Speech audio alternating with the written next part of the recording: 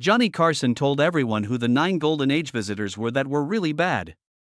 Johnny Carson took America's biggest entertainers into homes across the country for 30 years. People felt like they were seeing old friends catch up over coffee because of his warm smile and easy laugh. But Carson's smile typically faded once the cameras stopped filming and the audience went home. Those who knew him best said that America's favorite presenter had a mental roster of guests he thought were really bad people. A former Tonight Show producer who worked with Carson for more than 10 years said that Johnny was the best professional on camera. But as soon as we went to commercial, he would sometimes turn to Ed and say, "That person should never be near a camera or a child." In his last years, Carson was more open about the famous people he had secretly hated during his career. The anecdotes he told his close pals portray a terrible picture of cherished idols who were monsters behind the meticulously sculpted public images they put on. Carson's stories about one famous actress were the most stunning. She seemed nice and fragile on his couch, but backstage she verbally attacked a young production assistant so badly that security had to step in. And the famous male star who Carson discovered doing something so creepy in his dressing area that he almost phoned the police. These weren't just hard to get along with people or demanding stars. Carson says that these people were really bad people who were hiding behind their celebrity and talent. People that hurt others, abused them, and controlled them that the industry sheltered for years. But first, we need to know why the first person on Carson's list made him the most angry and why no one has ever talked about the private fight that happened backstage. First of all, I have stage fright, and I think they all know it. Second, I look for a movie that people can relate to. Joan Crawford, the Queen of Hollywood who was cold-blooded. When Joan Crawford was on The Tonight Show in 1970, they saw the kind Hollywood star they had admired for years. Crawford was the epitome of old Hollywood glamour with her faultless posture, flawless looks, and trained charm. But other people who worked on The Tonight Show said that Crawford acted completely differently when the cameras were off. One of the coldest people I've ever talked to was her. Carson is said to have told his biographer years later that Crawford's looks were causing problems before she even got to the studio. It was like talking to a gorgeous statue with nothing inside. She asked for very particular lighting needs, so much so that the show's technical director kept the 4-page document in his files for decades. A former producer said that everything had to be exact. The angle of her chair, the height of Johnny's desk, and even the temperature of the studio, which was exactly 67 degrees, not 66 or 68. Crawford finally got there 3 hours before filming. She brought her own cosmetics crew, even though the program had award-winning makeup artists on staff. But the way Crawford treated individuals differently dependent on how important they were really showed what kind of person she was. A stagehand who was there that day stated she almost curtsied to Johnny, but when a young production assistant brought her the water she had asked for by mistake, Crawford went off. Several people who saw it say that Crawford went on a rant so bad that everybody in the corridor stopped what they were doing in shock.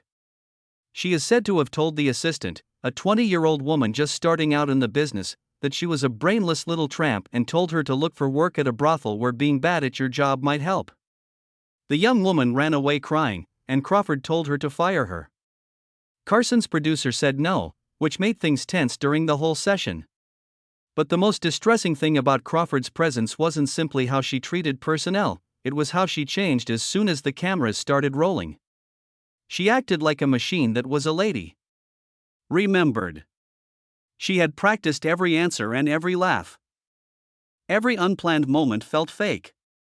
During commercial breaks, Crawford would stop smiling and sit in silence, without talking to anyone. But as soon as the red light came back on, she would come back to life. Carson was good at making guests feel at ease, but he had a hard time connecting with Crawford in a real way. He is said to have told Ed McMahon after the show, "I've interviewed dead people with more personality." When Christina Crawford's memoir Mommy Dearest came out years later and said that Joan had abused her adopted children, I wasn't surprised. His close friends say he only nodded and remarked, "I saw who she really was in those few hours." I believe whatever you say.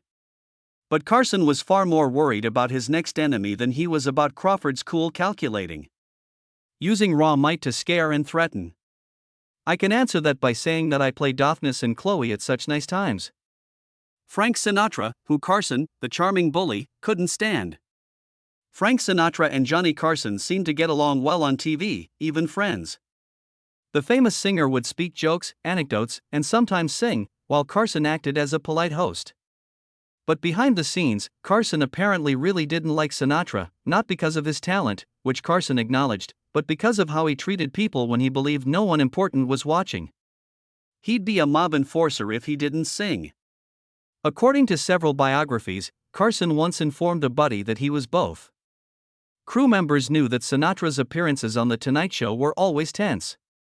Longtime staff members say that Sinatra would show up with up to 8 men who were not in show business and were more like folks you wouldn't want to encounter in an alley. These individuals would go around the studio, watching the personnel and making it feel like they were being watched, according to one cameraman. But what really bothered Carson was seeing how Sinatra handled individuals he thought were underneath him. In the early 1970s, a floor manager made the mistake of giving Sinatra the usual 3-minute warning before his part.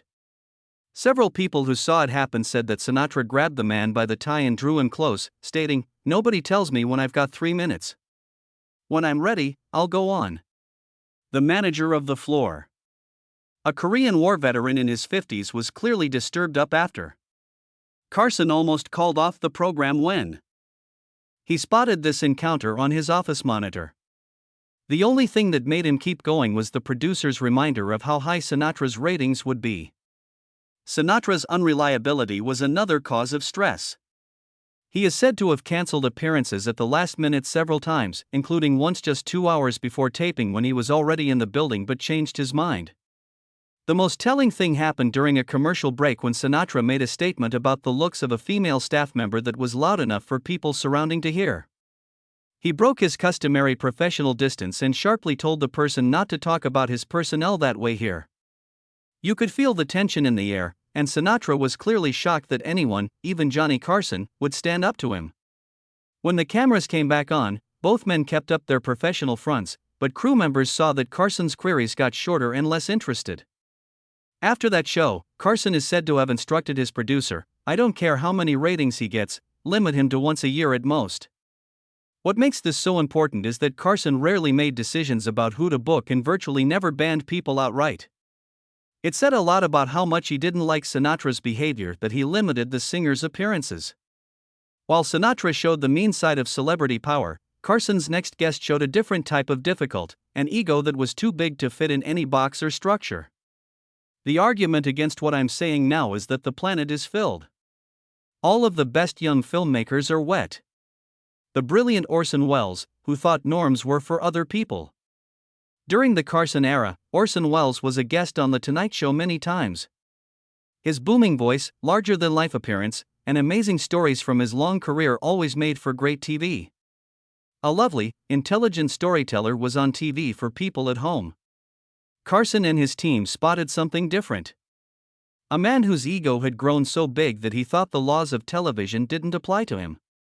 After one really hard Welles appearance, Carson is believed to have vowed, "Never again." That guy still thinks he runs Rome. Most of the time, the difficulties started before Welles ever got to the studio. Welles would often ignore any questions or themes that Carson's crew had prepared for The Tonight Show, according to the show's writers. He said that our questions were. One former writer remembered it as pedestrian and obvious. He basically crossed them all out and gave them back an empty page. This made Carson's job harder because he had to interview one of the most important people in movies without any preparation or structure. This was especially hard because Welles often told long, rambling stories that were hard to cut down for time. Welles was supposed to be on for 7 minutes during one of his appearances in the middle of the 1970s. He lingered on the couch for almost 25 minutes, even though Carson gave him many hints that it was time to end. A director said that Johnny would give guests a series of indications when time was running out. Noticed them all and kept talking. We had to bump 2 other guests completely. Welles was just as rude to his personnel as he was to others. He is said to have hesitated to spoken directly to production helpers, instead talking about them in the third person, even while they were right next to him. "Please tell the girl I need more water." Or tell the boy to change the light. People who knew Carson well said that what really bothered him about Welles was that he acted like The Tonight Show was his own show instead of Carson's. A former producer said that Orson would bring props, change the subject without warning, and even try to control camera shots from his seat. He once got up and tried to instruct the people who were filming us what angles to use. Johnny was furious. After one exceptionally hard appearance, Carson is said to have informed Ed McMahon, "It doesn't excuse everything. Just because you're smart doesn't mean you can take over someone else's show." Carson was a perfectionist when it came to making TV shows, so he was especially angry that Wells didn't care about the limits of the medium. He still respected Wells' huge achievements to film in public, but in private, he started to see him as a warning about what happens when brilliance is overshadowed by vanity.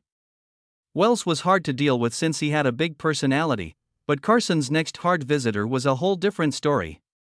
Oh, which is most of. Bette Davis was the queen of verbal aggression in Hollywood. When Bette Davis was on The Tonight Show, people witnessed the iconic actress at her most interesting. She spoke funny stories in her own voice, was graceful even in her older years, and had a lot of interesting Hollywood history to share. Davis was said to have shown a personality so rude that even Carson, who is usually calm, was shocked. Carson apparently told Ed McMahon that she doesn't need a stage, she needs a courtroom. After one very tough performance, Bette Davis shouldn't have to cross-examine anyone without a lawyer there. According to some staff members of The Tonight Show, Davis's first transgression was how she treated other guests. Davis would regularly interrupt or talk over other celebrities when he was on programs with more than one, especially if they were younger or women.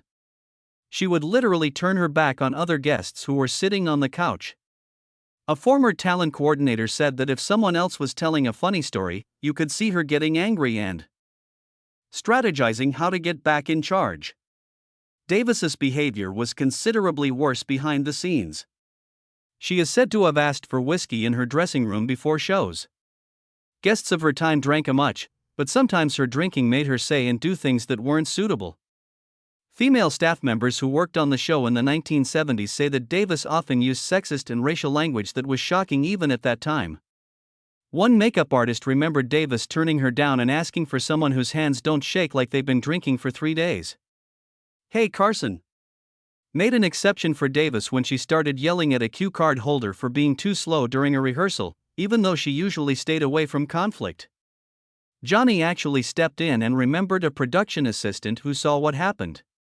He spoke to her very quietly, "Ms. Davis, on this show, we treat everyone with respect or we don't talk at all." She was shocked, possibly because she wasn't used to being challenged, but she gave in. Carson found it especially hard to deal with Davis because of the difference between her obvious brilliance and how she treated other people. Davis was a real legend whose work Carson loved, unlike some tough guests who could be sent away because they weren't talented. Carson's producer says that after her last appearance on the show in the early 1980s, Carson said, "That's it. You shouldn't spend your life getting yelled at by Bette Davis. No matter how many Oscars she has." Davis aimed her insults at adults who could stand up for themselves, but Carson's next troublesome guest made things worse by acting inappropriately toward young ladies in a way that broke professional lines. Mickey Rooney, the old child star with wandering hands. Mickey Rooney was a Hollywood celebrity, the #1 box office star from 1939 to 1941, and a living link to the industry's golden period. His appearances on The Tonight Show should have been happy memories of a great career. Instead, many staff members say that Rooney's trips became known for his bad behavior, uncontrolled energy, and occasional drunkenness. Carson's producer said that Carson thought being short gave him the right to be a pervert after one particularly bad appearance in the mid-1970s. Rooney, who was in his mid-50s at the time, was known among female staff members for caressing them without permission, making sexual comments, and not following professional limits. Several sources say that teenage production assistants would seek to be moved to a different job when they found out Rooney was booked. When you brought him water, he would grab your hand. Try to get you to come closer. A former assistant who worked on the show in the late 1970s said to ask if you were married. He would hang on to your wrist for just a bit too long if you tried to escape. What worried me even more was that Rooney didn't seem to know when he had too much to drink. Employees of The Tonight Show said that he seemed quite drunk on at least 3 distinct appearances, slurring his words and losing his train of thought in the middle of a sentence. In 1977, during a famous episode, Rooney started recounting a story about Judy Garland that quickly got improper, so Carson had to stop him and change the subject. Carson reportedly asked his producer during the commercial break, "Is he drunk or is this just who he is now?" The fact that Rooney and Carson were from different generations made it hard for Carson to grasp what was acceptable behavior. Rooney was born in 1920, which was a time in Hollywood when some behavior toward women was customary, if not accepted. A director who worked on the show for many years said that Johnny was not a prude, but he had clear rules about how to act professionally. When people called Rooney out on his behavior, he seemed really perplexed, as if he didn't get why it was a problem. Carson did something uncommon and apologized to the young actress who was also on the show after Rooney made a lot of jokes about her during the taping. The director said that Johnny had never been so mortified by a guest's actions. He told her, "That's how professionals act on my show and it won't happen again." True to his word, Rooney's appearances became less frequent in the late 1970s and early 1980s, with Carson reportedly insisting on daytime pre-tapings rather than live evening broadcasts when Rooney was booked. While Rooney's behavior created uncomfortable situations, Carson's next challenging guest brought a different kind of difficulty, demands so extensive and unreasonable they became legendary among the staff. "I don't sing. My last marriage was one day and I didn't sing it. Lost it." Zsa Gabor, the diva who drove Carson to despair. With her glamorous appearance, distinctive accent, and flirtatious personality, Zsa Gabor was a Tonight Show favorite who appeared dozens of times during Carson's tenure. Viewers saw a charming, over-the-top personality who played up her Hungarian background in many marriages for laughs.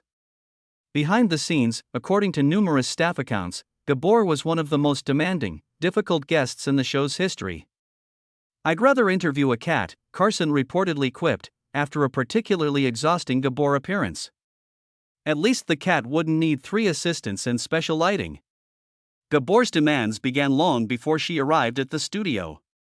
According to former Tonight Show employees, her standard requirements included a specific temperature in her dressing room, 74 degrees, fresh flowers, orchids only. No carnations. A bottle of Perrier water with exactly 3 ice cubes. Her own lighting technician flown in at the show's expense. No female guests who were younger than 40 booked on the same episode. Her writer read like a parody of celebrity demands. Recalled a former talent coordinator. "We thought it was a joke the first time we got it." When these requirements weren't met Gabor reportedly would refuse to leave her dressing room until the situation was rectified, often delaying taping and throwing off the entire show's schedule. One of the most infamous incidents occurred when Gabor arrived for a taping and discovered the makeup department didn't have her preferred brand of foundation. According to multiple witnesses, she got into a shouting match with the head makeup artist, demanding someone be sent to Beverly Hills immediately to purchase the correct product. Johnny had to intervene, a former producer remembered. He called her directly and said something like, "Zsa, honey, you look beautiful already and we have a show to do. Let's save the cosmetics emergency for another day." What particularly irked Carson about Gabor's behavior was how it affected the overall production. Crew workers would have to work extra hours, other guests would have to wait. And the show's carefully planned schedule would be thrown off. According to reports, after Gabor showed up 40 minutes late and then grumbled about her introduction, Carson informed his executive producer, "Next time she wants to be on, tell her we've renamed the show The Tonight Show, starring Zsa Gabor, and I'll be happy to be her sidekick." Even though these things bothered her, Gabor kept coming back to the show while Carson was in charge. This shows how entertaining she was while the cameras were on.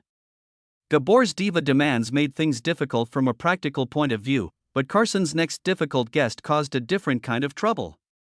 Behavior that is hard to foresee and might rapidly transform a fun interview into a tense fight. The annoying mom. Shelley Winters, the wild and crazy powder keg. Shelley Winters won 2 Oscars and had a long career that included both glamorous roles when she was young and character ones when she was older. She should have been a great guest on The Tonight Show because she was experienced, accomplished, and plenty of Hollywood anecdotes. People who worked on the show say that Winters was one of Carson's most unpredictable and contentious guests. Shelley doesn't say anything. She blows up. After one very explosive visit, Carson reportedly claimed that Winters became legendary among the show's personnel for not being able or wanting to adjust to the light. The kind of late-night TV that is all about fun. Instead of telling funny stories or talking about her current work, she would sometimes start long, angry rants about politics or very personal stories that made Carson very uncomfortable. In the mid-1970s, a simple question about a recent movie turned into a 5-minute tirade by Winters about government corruption.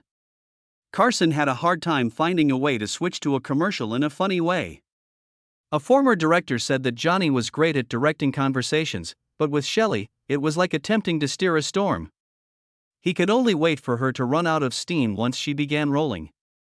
Winters' unpredictability went beyond what she talked about. She also became notorious for having physical outbursts.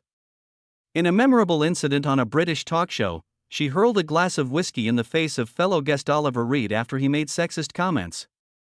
Because of her reputation for being unpredictable, the staff of Tonight's program was always worried when she was booked.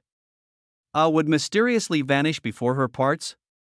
Even though these were hard for Carson, Winters was different from some of his other tough guests because her actions seemed to come from real passion instead of malice or ego. She cared a lot about social and political concerns and thought that every time she was in public, she could talk about them. No matter how fitting the environment was, Carson respected Winters' candor, even though she looked uncomfortable during her more heated moments. Carson reportedly told his producer that Winters' appearances became less frequent in the later years of Carson's tenure, as the host preferred guests whose conversational style complemented rather than challenged the show's format. Winters' emotional unpredictability made things hard for Carson on the air, but his next challenging guest was someone he really didn't like. Extreme political ideals that hurt weak groups. Like massive muscles and red core puffs. I admired Jane Russell, the lovely star whose politics Carson couldn't stand. Jane Russell was one of the most famous sex symbols in Hollywood in the 1940s and 1950s. She starred in movies like The Outlaw and Gentlemen Prefer Blondes. She was very beautiful and had a big impact on film history, so she felt like a perfect guest on The Tonight Show. Russell didn't come back to Carson's couch very often after a few visits in the early 1970s. According to others who worked on the show, this was because Carson was uncomfortable with Russell's increasingly severe political views and how she treated LGBTQ+ staff members. Carson was a moderate Republican for most of his life, but he made sure that The Tonight Show stayed out of heated political matters. Russell, on the other hand, reportedly utilized backstage conversations to voice extreme conservative beliefs that Carson found uncomfortable. Johnny was okay with guests having diverse political views, said a former producer. He didn't mind when people had different viewpoints, but he didn't like it when those opinions evolved into personal assaults on staff or other guests. Russell became well known for making negative comments toward LGBTQ+ people who worked on the show, according to a number of reports. In the early 1970s, she is said to have refused to let a lesbian makeup artist touch her face and asked for a new one. Carson was even more worried about something that had been said about Rock Hudson. Russell wouldn't agree to appear on the same episode as Hudson, according to a talent coordinator who worked on the show. He made rude comments about Hudson's sexuality, which was known in Hollywood circles at the time but not officially acknowledged. Johnny had a lot of gay pals, including some of the staff. The talent coordinator remembered that he was ahead of his time in not allowing that kind of bigotry on his show. Carson's last straw with Russell, according to reports, was when she made rude comments against civil rights laws during a commercial break in 1973.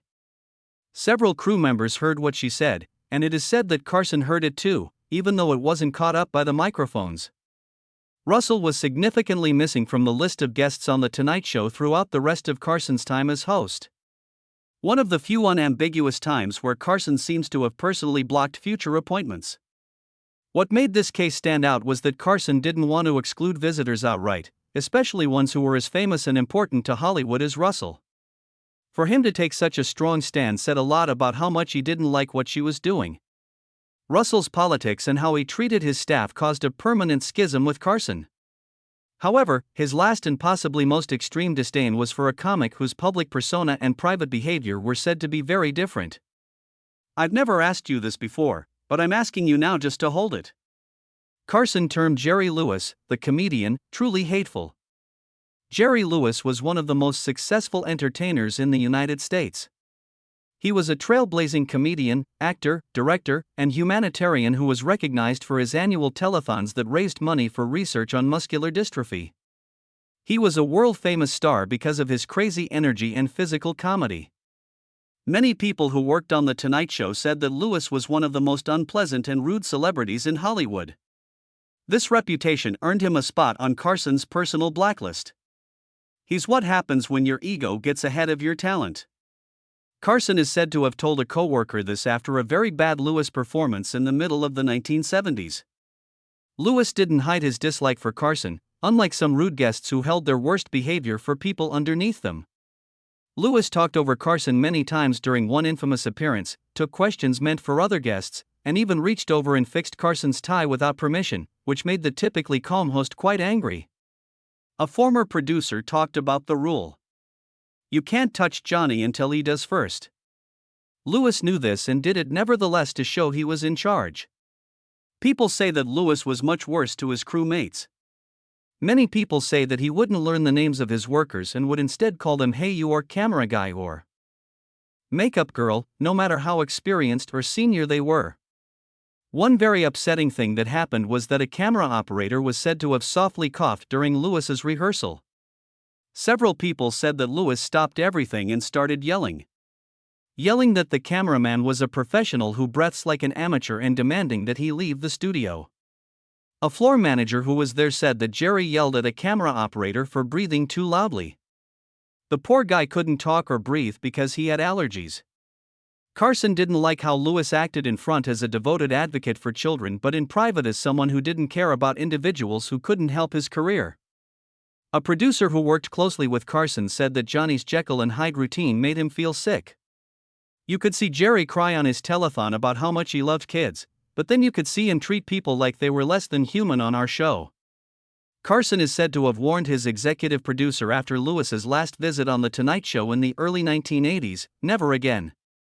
Carson didn't often kick guests off the program, but Lewis was one of the few celebrities who were virtually banned from it during its last 10 years. Carson is believed to have said something quite nasty about Lewis at a private dinner years later that stunned everyone there. He is the only real hostile person in a community full of fakes. And that requires some work. What Carson's blacklist shows about how Hollywood really is. Johnny Carson's private thoughts on these 9 hard-to-handle guests: Joan Crawford, Frank Sinatra, Orson Welles, Betty Davis, Mickey Rooney, Zaza Gabor, Shelley Winters, Jane Russell, and Jerry Lewis, give us a rare, unfiltered look at what really goes on in Hollywood behind the carefully crafted image of glamour and charm. Johnny witnessed it all, said a producer who had worked on The Tonight Show for a long time. For 30 years, every big performer had to go through him to get to the people of the United States. He was able to tell who was real and who was pretending. Carson's evaluations are especially useful because he had no motivation to make up or embellish bad incidents. Carson was at the very top of the entertainment business, unlike tabloid reporters or unhappy workers with grudges to settle. He had nothing to gain by talking badly about these famous people, and if his honesty hurt his relationships with future guests, he would lose everything. His old producer said that Johnny didn't want to make enemies. In fact, he wanted every interview to go well. He didn't like someone since they made it impossible for him to. Carson had a unique view of celebrity culture since he was both a gatekeeper and a confessor to the stars. Stars shared things about themselves on his couch that they didn't share anywhere else for 30 years. This built a connection of trust that made Carson's private assessments even more important. Carson's ability to tell the difference between guests who were just tough and those he thought were really bad is maybe the most telling thing. He put up with odd behavior, anxiety, and even a bit of pride. Fame meant having to understand these things. He couldn't stand cruelty, especially against people who were weaker than him. Johnny's longtime director remembered that he had an easy test. How did the assistants treat the pages? The individuals who are in charge of the cameras. That was all he needed to know about a person's character. Since Carson died in 2005, many of the private things he said about these celebrities have been proven to be true by more public information. Multiple sources have confirmed Christina Crawford's claims about her mother Joan, reports about Sinatra's ties to organized crime, and anecdotes about Mickey Rooney's bad behavior. This shows that Carson wasn't simply being critical, he was seeing real weaknesses in Hollywood's character that the advertising machine tried hard to hide from the public. The most disturbing thing about Carson's blacklist is how well the studio structure kept these stars safe, even though people in the industry knew what they were doing.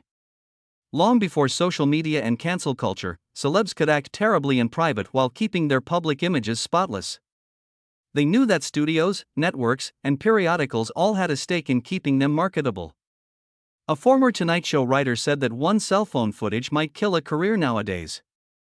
In those days, someone could hurl a chair at an assistant and the tale would never escape the building as long as they sold tickets. As we remember Hollywood's golden age with fondness, Carson's honest reviews remind us that our cultural idols have always made mistakes. People are tricky. They can be inspiring, disappointing, or even really scary when you look behind their carefully manufactured public images. His longtime producer said, "Johnny used to say that the camera doesn't just add 10 pounds, it adds a layer of fiction." His best skill wasn't just talking to people, it was seeing through the lies to the truth. Thanks for watching this look at Johnny Carson's hardest guests. If you liked this look back at the golden age of TV, please give it a thumbs up and subscribe for more in-depth looks at entertainment history. And if these discoveries from The Tonight Show stunned you, wait till you see our next video, which will reveal the beloved 80s comedy where cast members were covertly tortured by the child star whose cute on-screen antics disguised violent outbursts so bad that producers put emergency buttons on set.